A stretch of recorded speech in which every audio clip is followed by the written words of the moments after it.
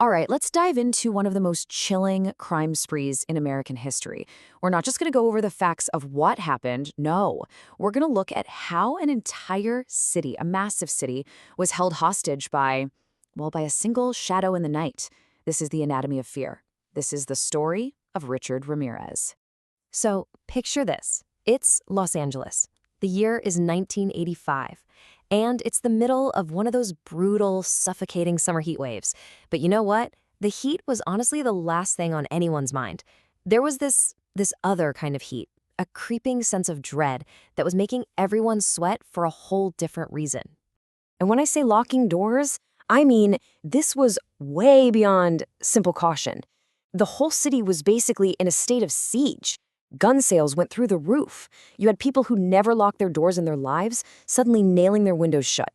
This sprawling, sunny city, it had turned into a bunch of personal fortresses, all because of this unknown thing that was out there. Yeah, everyone knew something was out there. A predator just moving silently through their neighborhoods, treating locked doors like they were just a suggestion. And pretty soon, the media would give that terrifying feeling a name: the Night Stalker. Okay, so what made this guy so uniquely terrifying? Well, it was the complete and utter randomness of it all. See, most serial killers, they have a type, right? A pattern you can almost predict. The Night Stalker, he had none. And this quote, man, this really gets to the heart of the panic.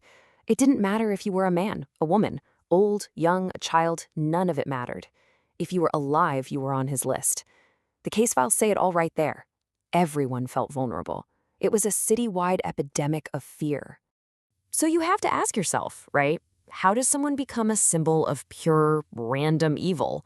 Well, to even begin to understand that, we've got to go back, way back. We need to look at the boy who would eventually become the monster.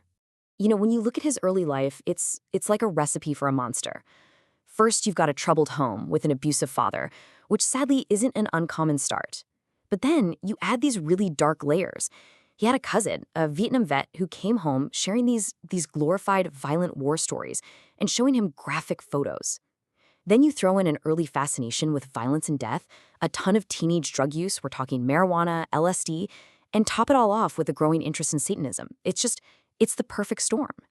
And all those dark ingredients, they were about to boil over into an absolute explosion of violence. That brings us right back to that summer of 1985, when Richard Ramirez unleashed his full, terrifying fury on Southern California.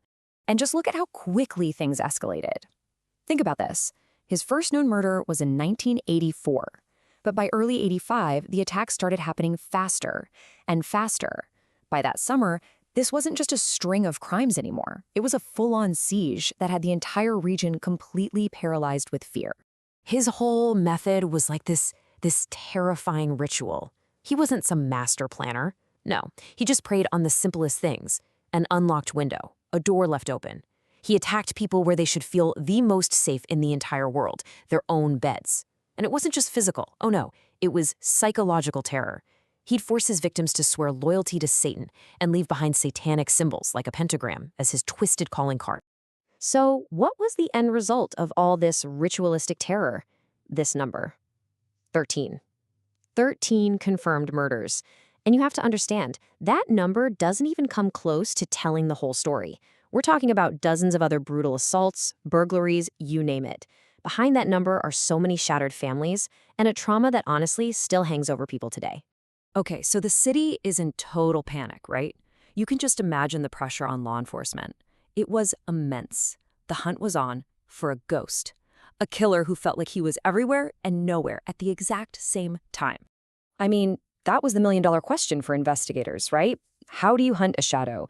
They were chasing a guy with no clear pattern, no motive you could pin down other than just chaos. And in the beginning, he seemed to leave almost nothing behind for them to follow. And for what felt like an eternity, they had next to nothing.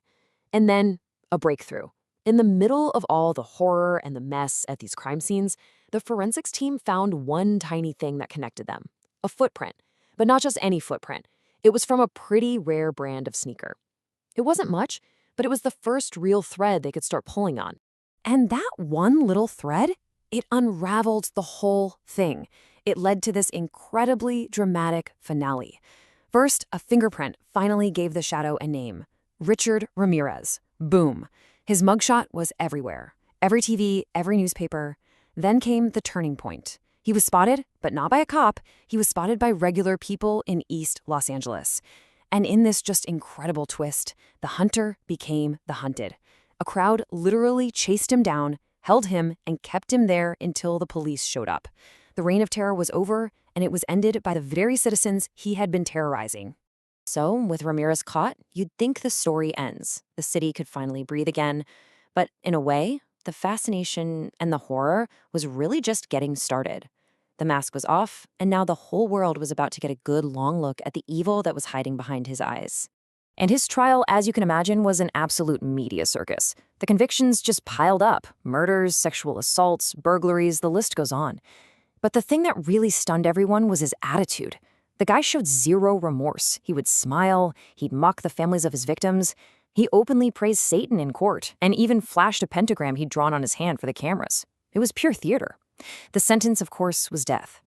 So what on earth was going on inside this guy's head? Well, the experts basically painted a picture of a predator who wasn't motivated by money or revenge or anything like that. He was driven by a pure desire for violence and the power he got from making people terrified. His actions were totally impulsive, completely unpredictable, and all of it was tied back to that toxic cocktail of his traumatic childhood and that obsession with Satanism.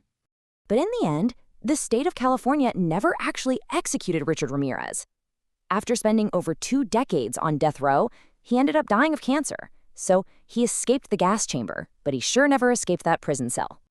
So why are we still talking about this? Why does his story still get under our skin so many years later? I think it's because of this really simple, terrifying truth. The Night Stalker case is this chilling reminder that evil doesn't always make sense. It doesn't follow a pattern or fit into a nice, neat box. Sometimes it's just random. It's just chaos.